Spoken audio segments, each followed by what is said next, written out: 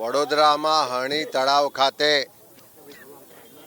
જે ગઈકાલની ઘટના બની એ આપણા સૌના માટે દુઃખદ છે અને સાથે સાથે આંખ ઉગાડનારી પણ છે.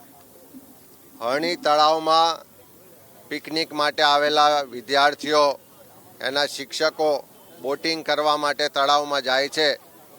અચાનક બોટ પલટી ખાય ને 14 જેટલા લોકોના મૃત્યુ થાય છે. 12 માસૂમ બાળકો, 2 શિક્ષકોના મોત. એના પરિવાર પર તો મોટી આફત આવી છે, પણ સમગ્ર વડોદરા હોય કે ગુજરાત હોય, આપણે સૌ એમના દુઃખમાં સહભાગી છીએ. અમારા સૌના તરફથી આ તમામ મૃતકોને હૃદયથી શ્રદ્ધાંજલિ પણ પાઠવીએ છીએ. પણ એ મોરબીનો બ્રિજ તૂટવાનો બનાવ હોય, એ સુરતમાં પહેલાં તક્ષશિલાનો અગ્નિકાંડ હોય, કે આજે હરણીનો તળાવમાં બોટ ઉલટી જવાનો બનાવ હોય, આ તમામમાં એક બાબત સ્પષ્ટ ઉડીને આંખે વળગે કે દરેકમાં તંત્રની બેદરકારી સામે આવે છે. તંત્રની ગુનાહિત બેદરકારીને કારણે લોકોનો જીવ જઈ રહ્યો છે. આ હરણીનું તળાવ બરોડા કોર્પોરેશનની માલિકી, એણે પીપીપી ધોરણે ડેવલપ કરવા માટે કોર્પોરેશને આપ્યું. એના માટેના જે પણ લાયસન્સ હતા, મંજૂરીઓ હતી, કોર્પોરેશનો આપી.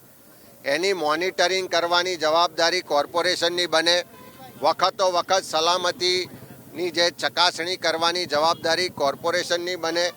જ્યારે જાગૃત નાગરિકો દ્વારા વારંવાર કહેવામાં આવ્યું કે અહીંયા લાઈફ જેકેટનો ઉપયોગ નથી થતો, જે લાઈફ ગાર્ડ હોવા જોઈએ એની વ્યવસ્થાઓ નથી, નિયમોની અનદેખી કરવામાં આવે છે, પણ કોર્પોરેશને કોઈ પગલાં ના ભર્યા.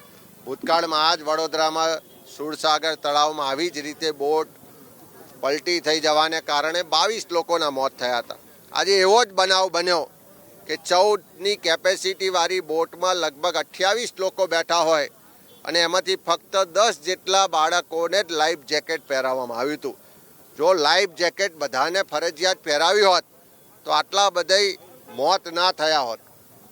તો અહીંયા જે દુઃખદ ઘટના બની, મોત થયા, સરકાર તરફથી સહાય જાહેર કરવામાં આવે છે, એફઆઈઆર કરવામાં આવે છે, પણ શું કામ એફઆઈઆરમાં જેની જવાબદારી છે એવા વડોદરા શહેરના મેયર હોય, કોર્પોરેશનના કમિશનર હોય કે સ્ટેન્ડિંગ કમિટીના ચેરમેન હોય કે બીજા અધિકારીઓના નામ શું કામ નથી? જેની જવાબદારી હતી એમણે બેદરકારી દાખવી, એના કારણે આવા બનાવ બન્યા. કોન્ટ્રાક્ટર તો પોતાનો નફો મેળવવા માટે નિયમોની એસી તેસી કરે, સાધનો ના વસાવે, પણ એને નિયમ મુજબ જે લાયસન્સ આપ્યું છે એનું પાલન થાય એ જોવાની જવાબદારી જે કોર્પોરેશનની હતી. તો હું માનું છું કે આ ગુનાહિત બેદરકારી બદલ કોર્પોરેશનના કમિશનર, મેયર કે સ્ટેન્ડિંગના ચેરમેન પર પણ એફઆઈઆર થવી જોઈએ. માનવ વધનો ગુનો એમની પર પણ દાખલ થવો જોઈએ. અને સાથે સાથે આ વડોદરાના બનાવ પરથી સરકારે પણ શીખ લેવી જોઈએ કે આખા ગુજરાતમાં આવા જ્યાં પિકનિક સ્પોટ છે, જ્યાં જાહેરમાં પ્રવાસન સ્થળો છે, દરેક જગ્યાની સુરક્ષાના સાધનોની વ્યવસ્થાઓની નિયમ મુજબ ચાલે છે કે કેમ એની ચકાસણી થવી જોઈએ.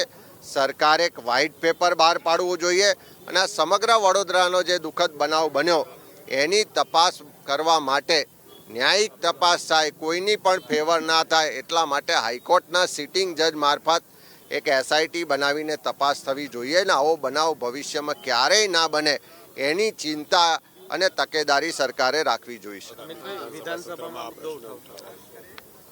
વિધાનસભાનું સત્ર ફેબ્રુઆરીમાં મળી રહ્યું છે.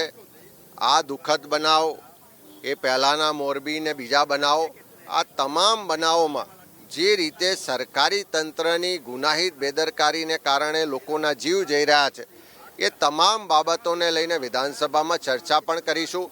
સરકાર પાસે માહિતી પણ માગીશું. જે માગણી કરી છે કે વ્હાઇટ પેપર સરકાર બહાર પાડે એની પણ ડિમાન્ડ કરીશું, જેથી કરીને ભવિષ્યમાં ગુજરાતમાં આવા કોઈ બનાવો ના બને, કોઈના પણ પરિવારનો દીકરો દીકરી આવા બેદરકારીને કારણે પોતાનો જીવ ના ગુમાવે, કોઈનો પણ પરિવાર આનાથી એના જે વારસો છે એ ના ગુમાવે એની ચિંતા આખું ગુજરાત કરી રહ્યું છે. એ વાતનો પડઘો વિધાનસભામાં ચોક્કસ પાડીશું.